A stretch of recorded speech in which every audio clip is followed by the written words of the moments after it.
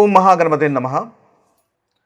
మనకి శుక్రుడు ఈ నవంబర్ మాసంలో నవంబర్ 2వ తేదీ నుంచి నవంబర్ 26వ తేదీ వరకు తులారాశిలోకి సంచారం చేస్తున్నాడు.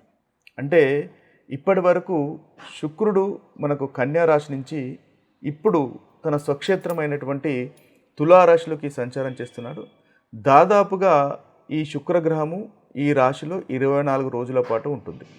అయితే ఈ యొక్క రాశి మార్పు వల్ల మనకు ఏ రాశులకు ఎలాంటి ఫలితాలు కలుగుతున్నాయో చూద్దాం.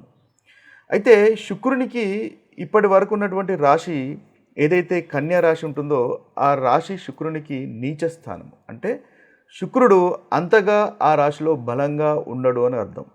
ఇప్పుడు తన స్వక్షేత్రమైనటువంటి తులారాశిలోకి సంచారం చేస్తున్నాడు. ఇది ఒక చక్కటి గ్రహ సంచారంగా చెప్పవచ్చు. శుక్రుడు ఈ యొక్క రాశిలో బలంగా ఉంటాడని చెప్పవచ్చు. మామూలుగా జన్మజాతకంలో గనక ఈ శుక్రగ్రహం బలంగా ఉన్నట్టయితే, మంచి పొజిషన్లో ఉన్నట్టయితే వ్యక్తికి చాలా చక్కటి ఫలితాలు కలుగుతాయి. అంటే శుక్రుడు ముఖ్యంగా కళలకు ప్రాతినిధ్యం వహిస్తాడు, ధనానికి ప్రాతినిధ్యం వహిస్తాడు, అదేవిధంగా కంఫర్టబుల్ లైఫ్కు ప్రాతినిధ్యం వహిస్తాడు, చక్కటి ఇల్లుకు, చక్కటి వాహనాలకు, లగ్జరీ ఐటమ్స్కి ప్రాతినిధ్యం వహిస్తాడు. ఎవరికైతే జన్మజాతకంలో శుక్రుడు చాలా చక్కగా బలంగా ఉన్నట్టయితే, ఉచ్చస్థితిలో కానీ తన స్వక్షేత్రంలో కానీ లేదా మంచి శుభగ్రహ దృష్టితో కానీ మంచి స్థానంలో కానీ ఉన్నట్టయితే వారికి వారి యొక్క జీవితంలో ఇప్పుడు చెప్పుకున్నటువంటి అన్ని రకాల సదుపాయాలు, కంఫర్టబుల్ లైఫ్ అనేది తప్పకుండా ఉంటుంది. కాబట్టి మీ గనక మీ జన్మజాతకంలో శుక్రుని యొక్క గ్రహస్థితి తెలిసినట్టయితే మీ యొక్క దాదాపుగా జీవితం ఎలా ఉంటుంది అని మనం చెప్పవచ్చు. ముఖ్యంగా తులారాశిలో, అంటే ఇప్పుడు శుక్రుడు మనకి తులారాశిలో సంచారం చేస్తున్నాడు. అయితే ఈ తులారాశిలో గనక మీ జన్మజాతకంలో మీరు జన్మించినప్పుడు శుక్రుడు గనక తులారాశిలో ఉన్నట్టయితే చాలా చక్కటి ఫలితాలు వారికి ఉంటాయి.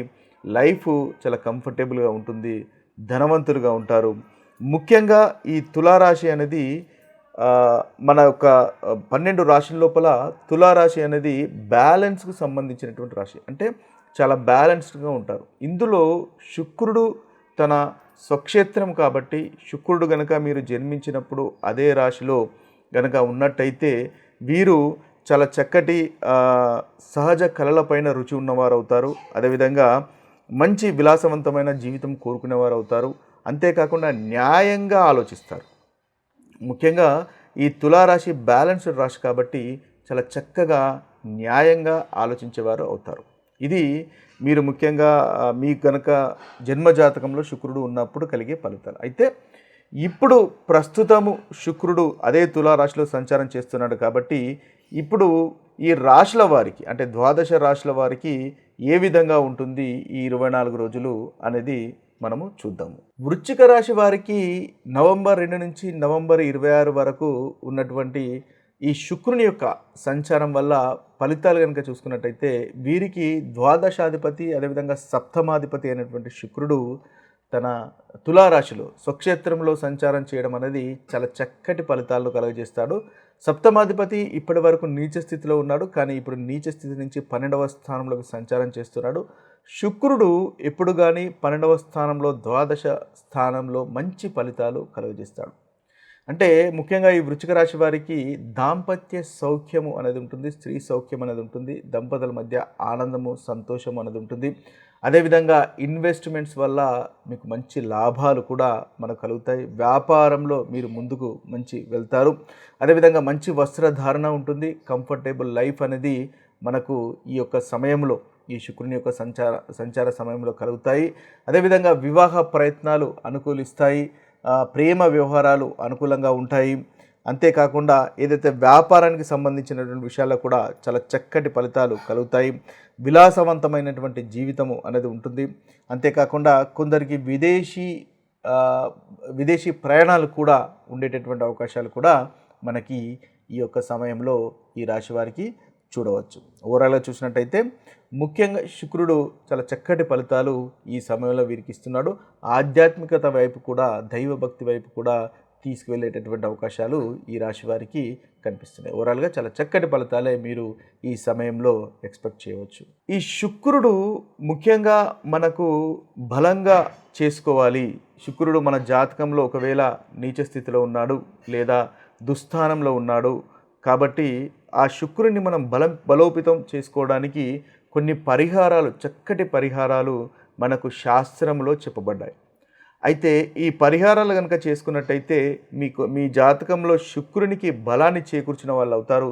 తద్వారా ఏదైతే మనం ముందుగా అనుకున్నామో కంఫర్టబుల్ లైఫ్, ధనము, అదేవిధంగా అన్ని రకాలైనటువంటి సదుపాయాలు మీరు పొందగలుగుతారు. అయితే దానికి పరిహారాలు కనుక చూసుకున్నట్టయితే ముఖ్యంగా శుక్రుడు ప్రేమకు, సౌందర్యానికి, వివాహానికి, ధనానికి ముఖ్యంగా కారకత్వం వహిస్తాడు. ఒకవేళ మీ జన్మజాతకంలో కనుక ఈ శుక్రుడు అంతగా అనుకూలంగా లేకపోతే మీకు ముఖ్యంగా వివాహం ఆలస్యం కావడం కానీ, లేదా వివాహం జీవితంలో విభేదాలు రావడం కానీ, దాంపత్య జీవితంలో సమస్యలు రావడం కానీ ఇలాంటివన్నీ జరుగుతూ ఉంటాయి. ముఖ్యంగా చర్మానికి అంటే స్కిన్కి సంబంధించినటువంటి ఇబ్బందులు రావడం కానీ, అదేవిధంగా కంటికి, శుక్రుడు కంటికి కూడా కారకత్వం వహిస్తాడు. కంటికి సంబంధించినటువంటి ఇబ్బందులు రావడం కానీ, గర్భాశయానికి సంబంధించినటువంటి ఇబ్బందులు రావడం లాంటివి ప్రతికూలమైనటువంటి ఫలితాలు మీ జన్మజాతకంలో శుక్రుడు బాగా లేనట్టయితే వస్తూ ఉంటాయి. అంతేకాకుండా శుక్రుడు మీ జన్మజాతకంలో బాగా లేకపోతే వ్యయాలు అంటే ఖర్చులు అధికంగా పెరుగుతాయి. ఈ ఖర్చులు పెరగడం వల్ల మీకు లగ్జరీ ఐటమ్స్కు అనవసరమైనటువంటి ఖర్చులు చేయడం వల్ల మీకు ఆర్థికంగా ఇబ్బందులు అనేవి ఎదురవుతాయి. అంటే మీకు ఇలాంటి సమస్యలు కనుక మీరు అనుభవిస్తున్నట్టయితే శుక్రుడు మీ యొక్క జాతకంలో అంతగా బలంగా లేడు అని గుర్తించాలి. అదేవిధంగా ఈ కంఫర్టబుల్ లైఫ్ అనేది ఉండకుండా ఉంటుంది.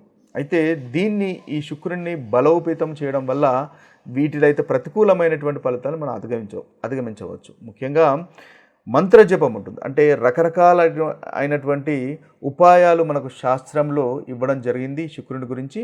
అందులో ముందుగా మంత్రజపం.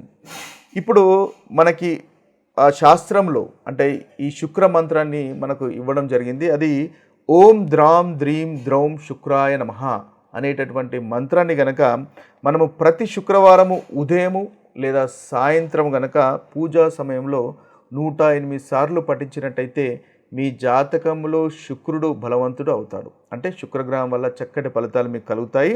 ఇది తూర్పు లేదా ఈశాన్య దిశ వైపు ముఖం పెట్టి చేసుకోవడం వల్ల మీకు మంచి ఫలితాలు కలుగుతాయి. అదేవిధంగా తెల్ల చందనము లేదా స్ఫటిక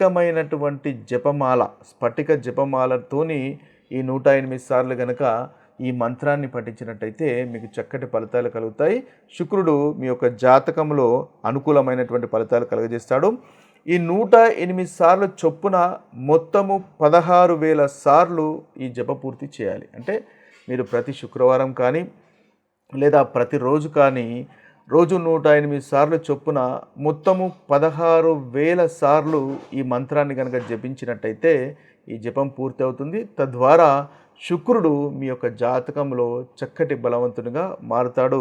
అన్ని రకాలైనటువంటి మీకు మంచి ఫలితాలు కలుగుతాయి. అదేవిధంగా ప్రతి శుక్రవారం మీరు ఉపవాసం చేయాలి ఈ శుక్రుని గురించి. అదేవిధంగా పాలు, పండ్లు, తీపి పదార్థాలు మాత్రమే ఈ శుక్రవారం తీసుకోవడం అనేది ఉత్తమము. ముఖ్యంగా సాయంత్ర సమయంలో మహాలక్ష్మిని కూడా ఆరాధించినట్టయితే ఈ శుక్రగ్రహము మీ యొక్క జాతకంలో మంచి స్థితికి వస్తుంది, మంచి బలాన్ని చేకూరుస్తుంది. అదేవిధంగా ముఖ్యంగా చూసుకున్నట్టయితే ఈ శుక్రగ్రహానికి దానానికి సంబంధించినటువంటి పరిహారాలు కూడా మనకు శాస్త్రంలో ఇవ్వడం జరిగింది. అంటే దానం చేయడం వల్ల కూడా ఈ శుక్రగ్రహం వల్ల కలుగుతున్నటువంటి ప్రతికూల ఫలితాలు తొలగిపోతాయి, అనుకూలత పెరుగుతుంది. ముఖ్యంగా తెల్లని బట్టలు దానం చేయడము, అదేవిధంగా వెండి వస్తువులు లేదా పెరుగు, చక్కెర, బియ్యము లాంటివి దానం చేయడము, ముఖ్యంగా ఇలాంటివి దానం చేయడం వల్ల మీకు చక్కటి ఫలితాలు కలుగుతాయి. అదేవిధంగా శుక్రవారము దీపదానం చేయడం కూడా మీకు కలుగుతుంది. లేదా ఆవుతో కానీ ఆవు పాలను దానం చేయడం వల్ల కూడా శుక్రుని ఫలితాలు అనేవి మనకు చక్కటి ఫలితాలు మనకు కలుగుతాయి. ఇక మీరు వజ్రాన్ని కనుక ఒకవేళ రత్నధారణ ధరించాలనుకుంటే వజ్రాన్ని ధరించవచ్చు. లేదా రుద్రాక్ష మాలను కనుక ధరించాలనుకుంటే మీరు 6 ముఖాలు ఉన్నటువంటి రుద్రాక్ష మాలను కూడా ధరించిన చక్కటి ఫలితాలు అనేవి మీకు కలుగుతాయి. ముఖ్యంగా మహిళలకు మనము పరిహారాలు కనుక చెప్పదగినట్టయితే ప్రతి శుక్రవారం వీరు లక్ష్మీదేవిని పూజించినట్టయితే చక్కటి ఫలితాలు కలుగుతాయి. మీ యొక్క ఆరోగ్యం కూడా మెరుగుపడుతుంది. ఇవి స్థూలంగా చూసినట్టయితే ఈ శుక్రుడు మీ జాతకంలో బలోపేతం కావడానికి తీసుకోవాల్సినటువంటి పరిహారాలు. మరొక వీడియోలో మరొక రాశి ఫలితాలతో కలుద్దాము. అంతవరకు సెలవు. సర్వే జన సుఖినో భవంతు. సర్వే సుజన సుఖినో భవంతు. నమస్తే.